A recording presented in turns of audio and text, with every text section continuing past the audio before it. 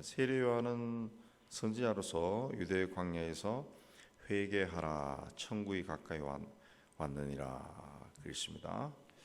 회개하라. 그 회개하라라고 외쳤던 그 대상이 누굽니까? 유대인들입니다. 유대인들, 이스라엘 사람들. 그러니까 이 회개하라는 말씀을 들은 사람들은 회개해야 되는 대상은 도덕윤리적으로 타락하고 죄 가운데 거하는 그런 사람들이 아닙니다. 그냥 겉으로 봤을 때에도 유대인들은 신앙생활을 잘하던 사람들, 나름대로 경건한 생활을 하던 사람들입니다. 이 사람들은 자신들은 아브라함의 자손으로 하나님의 나라에 들어간다 그렇게 생각했던 사람입니다. 회개, 천국. 그러니까 유대인들은 신앙생활 잘하고 있었고 천국은 들어간다 이렇게 생각했던 사람이라는 거죠. 그런데 그런 사람들 향해서 세례 요한이 회개하라, 천국이 가까이 왔느니라 그렇게 이야기했습니다. 그러므로 이 회개의 대상이 누구냐? 그냥 신앙생활을 나름대로 하고 있다는 우리죠. 우리에게 외치는 소리입니다. 그 세례 요한은 어떤 사람이냐? 이 3절에 이사야가 예언했던 사람이고 유대 광야에서 외치는 사람입니다. 그는 낙타 털옷을 입고 허리에 가죽띠를 띠고 메뚜기와 석청을 먹었다. 그랬습니다. 이런 낙타 털옷을 입고 허리에 가죽띠를 띠고 메뚜기와 석청을 먹는 것은 세상에 사는 일반 사람들의 모습이 아닙니다. 당시 살던 사람들과는 전혀 다른 방법으로 이 사람은 살아가고 있었다는 거죠. 그 세상과 동떨어진 그 시대에 살고 있었지만은 그 시대 사람들과는 전혀 다른 모습으로 살고 있었다는 거죠. 그러니까 그 시대에 살고 있었지만은 그 시대 사람들이 살고 있는 세상 밖에서 그 시대를 바라보며 이 하나님의 말씀을 전한 거죠. 그러니까 세상이라는 테두리 밖에서 세상을 바라보고 하나님의 말씀을 전했다는 거죠. 그러니까 세상적인 사고방식이 아니라 하나님의 관점에서 세상을 보고 그 세상 속에 살아가고 있는 사람들을 보면서 회개하라, 천국이 가까이 왔다 그렇게 말한 겁니다. 오늘날에도 이제 성직자들도 똑같습니다. 그 성직이 들어서서 이 생활을 오랫동안 하다 보면은 사고방식이 바뀌어 버립니다. 저도 대단한 건 아니지만은 생각이 바뀌는 것 같아요. 항상 같이 세상 속에 살고 있지만은 이 세상 밖에서 항상 세상을 바라보는 거죠. 바라보고 거기 있는 사람들이 어떻게 살아가야 되느냐 그걸 생각하는 거죠. 그렇기 때문에 성경을 읽을 때 하나님의 말씀을 받을 수 있고 메시지가 나오는 거죠. 세례 요한이 바로 그랬다는 거죠. 그 시대에 살고 있었지만은 그 시대 바깥에서 항상 그 시대를 바라보니까 회개하라, 천국이 가까이 왔느니라 그렇게 외쳤다는 거죠. 외칠 수밖에 없다는 거죠. 그럼 여기 회개는 무슨 뜻이냐? 지금 당신들이 살아가고 있는 그 자리가 아니라 다른 자리로 나가라 그런 뜻입니다. 이 세례 요한이 말씀을 전파한 곳은 요단강입니다. 요단강 옆에 광야. 그 요단강 건너편 광야. 그건 뭘 의미합니까? 하나님이 주신 약속의 땅입니다. 가나안, 하나님의 주신 땅. 근데 하나님의 땅에 들어와 살고 있으면서 하나님의 백성답게 살지 못했다는 거죠. 살지 못한 거예요. 그러니까 회개하라는 거죠. 회개하라 그랬습니다. 그래서 사람들이 그 말씀을 듣고 예루살렘과 유대와 요단강 사방에서 다 그에게 날아와서 자기들의 죄를 자복하고 세례를 받았다. 과거 이스라엘 백성들은 출애굽해서 홍해를 건너고 요단강을 건너서 하나님이 약속한 그 땅에 들어왔습니다. 홍해와 요단강을 건너 가나안 땅에 들어왔다라고 하는 것은 이전의 삶에서 벗어나서 하나님이 통치하는 그 나라에 들어왔다, 그런 뜻입니다. 약속의 땅에 들어왔다는 거죠. 하나님의 약속 안에 살기 시작했다는 거죠. 그래서 여러분 기억하고 있지만 하나님이 이스라엘 백성들을 출애굽해서 약속의 땅으로 인도하실 때 항상 하신 말씀이 나는 너희의 하나님이 되고 너희는 내 백성이 되리라, 그렇게 말씀하셨습니다. 그런데 약속의 땅에 들어왔으면 하나님의 백성으로 살아야 됩니다.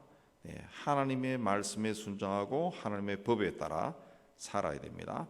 그러나 약속의 땅에 들어왔지만은 그들은 그렇게 살지 못했습니다.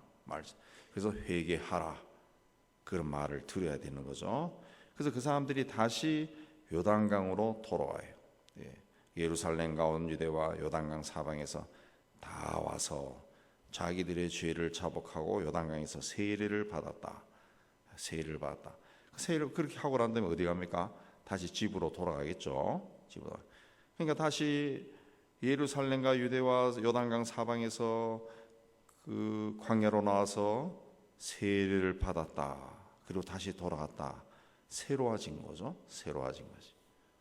세례 받고 하나님의 땅으로 다시 들어가서 이제는 하나님의 백성으로 살겠습니다.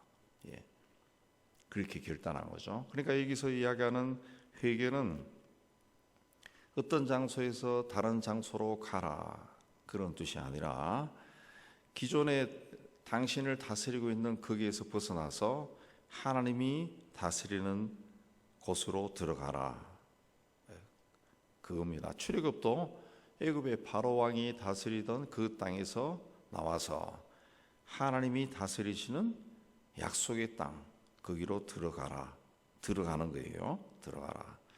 세상이 다스리는 세상의 가치관의 지배를 받던 내 삶에서 벗어나서 이제 주님이 다스리는 그 나라로 들어가는 거. 그게 이제 회개라는 거. 그게 회개. 그래서 예루살렘과 유대와 요단강 사방에서 다 나와서 자기 죄를 자복하고 세례를 받고 다시 출애굽이 시작된 거죠. 다시 홍해와 요단강을 건너 약속의 땅에 들어간 겁니다. 그런데 7절에 보면 많은 바리새인들과 사두개인들이 세례 베푸는 대로 오는 것을 보고 독사의 자식들아, 그렇게 이야기했습니다. 독사의 자식들아. 왜 독사의 자식들아 했느냐 하면은 바리새인들과 사두개인들이 요한에 온 것은 자신의 죄를 회개하기 위해 온 것이 아닙니다. 이 사람들은 자기들은 의로운 자라고 생각했어요. 그래서 회개를 필요로 하지 않았습니다. 그 회개는 죄인들에게 필요한 것이지 우리는 죄인이 아니다. 앞서 말씀드렸지만은 유대인들은 신앙생활을 잘했습니다. 하나님을 잘 섬겼어요. 더군다나 바리새인이나 사두개인들은 신앙생활을 더 철저하게 한 사람들이. 이 사람들은 자기들은 회개해야 된다는 그런 생각이 없었던 사람이에요. 겉으로는 거의 완벽한 신앙생활을 하고 있었던 사람들이죠. 근데 이 사람들이 그 나오니까 독사의 자식들이다. 독사의 자식들이다. 그러니까 곧 이 사람들은 자신들은 회개할 것이 없다 생각하고 다른 사람들이 회개해야 된다, 그런 생각을 늘 하고 사는 사람들이죠. 세례요한 앞에 나와서도 그런 생각을 하고 있었기 때문에 독사의 자식들이다. 이 독사의 자식들이다, 그런 말을 들었다는 거죠. 실천적인 무신론자, 실천적 무신론자, 이런 말이 있는데요.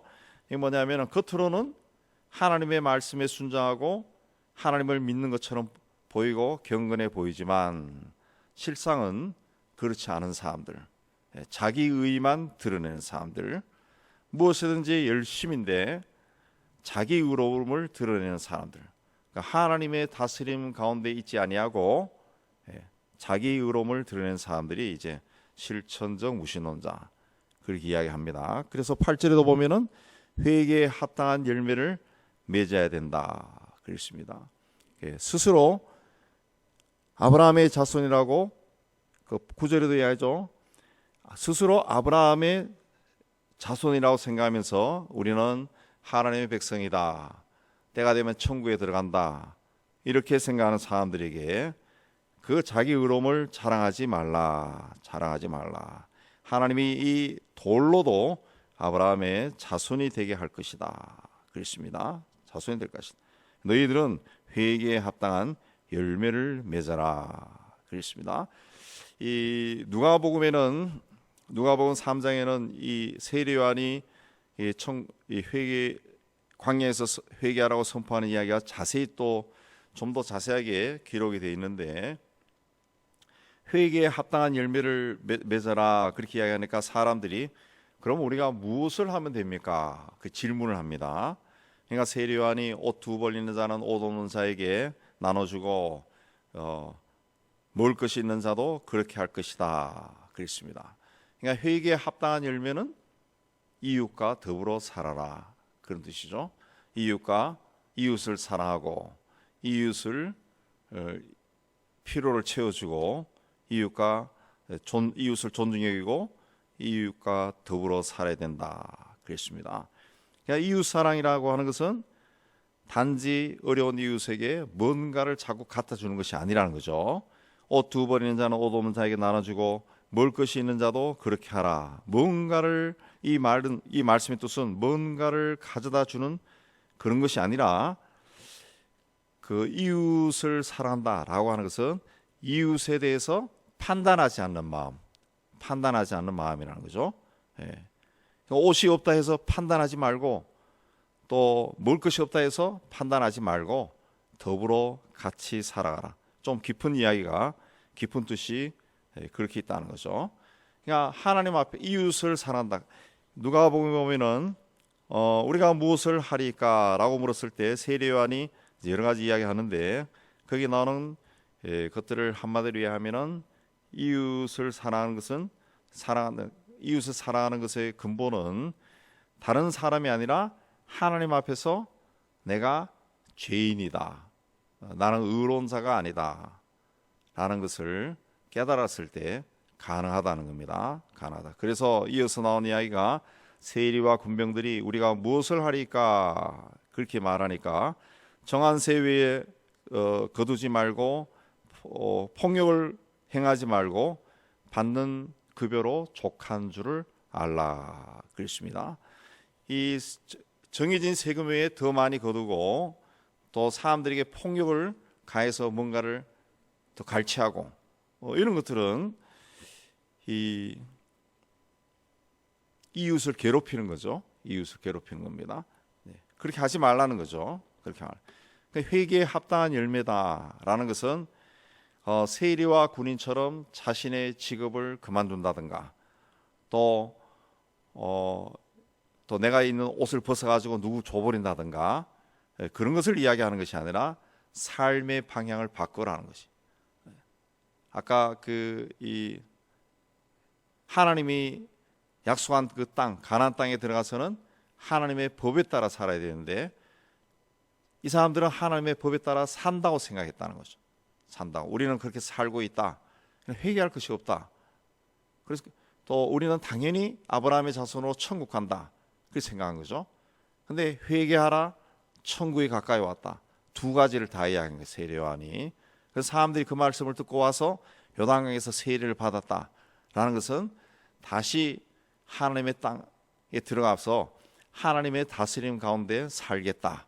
그 결단이죠. 그 결단.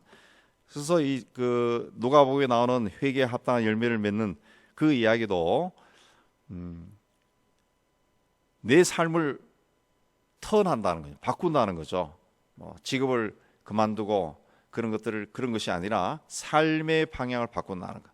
지금까지는 내가 중심이 되어서 나를 위해서 살아갔는데 나에게 필요한 것이 있으면은 다른 사람 것도 내가 빼앗고 또 나 혼자 먹고 마시고 배부르게 살았는데 그렇게 살아서는 안 되고 주님의 다스림 가운데 들어가야 된다. 그 이야기를 한 겁니다. 삶의 방향을 주님께로 바꿔라. 그 말씀이에요. 그래서 그렇게 하지 않으면은 도끼가 나무 뿌리에 놓였다. 그랬습니다. 좋은 열매를 맺지 않은 나무는 찍혀 불에 던져질 것이다. 그렇습니다. 좋은 열매가 바로 회개에 합당한 열매고, 그렇게 하지 않았을 때는 도끼로 찍어버린다. 그렇습니다. 나무 찍혀 불에 던져질 것이다. 찍어버린다. 또 12절에도 타작마당이라는 표현도 나옵니다. 예수께서 오실 때 타작마당을 정결하게 할 것이다. 그렇습니다. 정결하게.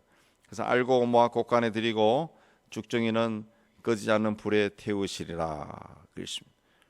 그러니까 하나님이 원하는 회개에 합당한 열매를 맺고 살지 않았을 때,